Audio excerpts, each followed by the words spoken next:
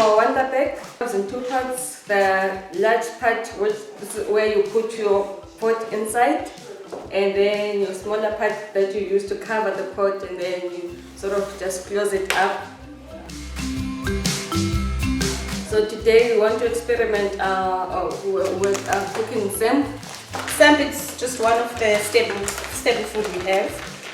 You cook it in different ways. You cook it with beans, then it takes longer because beans take longer to cook. So today it's just going to be white samp. So we want to see how fast you can cook samp using the Wonderbox. So I would boil it for like 30 to 40 minutes on a gas stove and then put it on the paraffin heater. So it takes about 2 hours to cook it, and on a medium heat.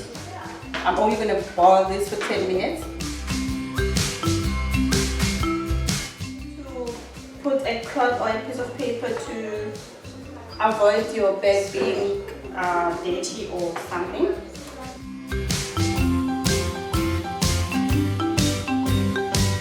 And then we cover him. We close it. We lock it.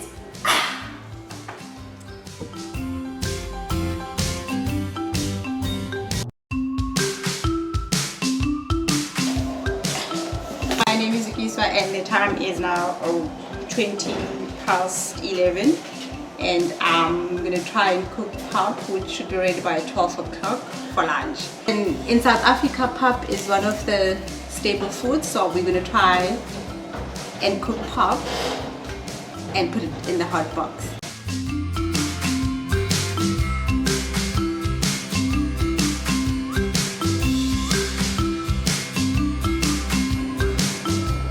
I'm still stirring. It's getting there. It's getting thicker.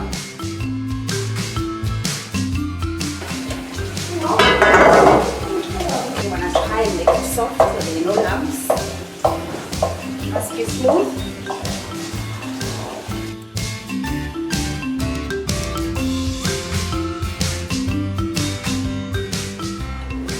Time 12 o'clock, like I said, we meet in 30 minutes.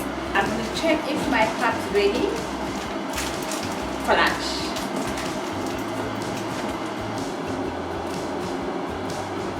He's ready, but I'm going to give it one more stir.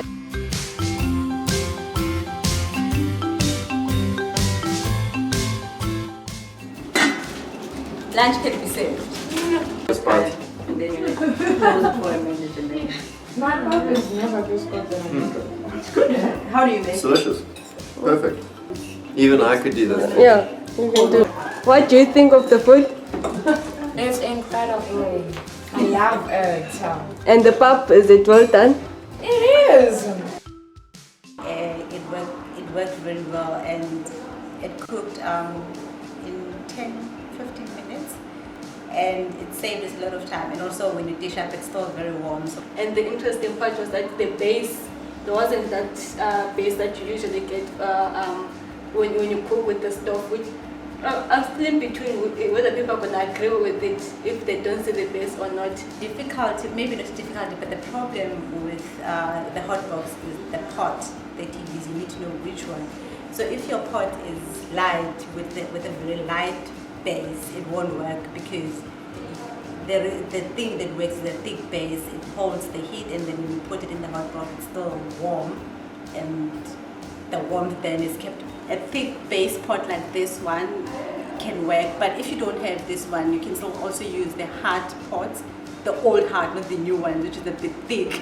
So I'm still debating if you can use it after you've boiled the water or using the fire. I think you would save a bit of wood or a bit of coal or a bit of cow dung, whatever you're using, especially in the rural areas, because instead of using half a bag, you may maybe just use a quarter to warm the pot, and then also just dump it in the hot box.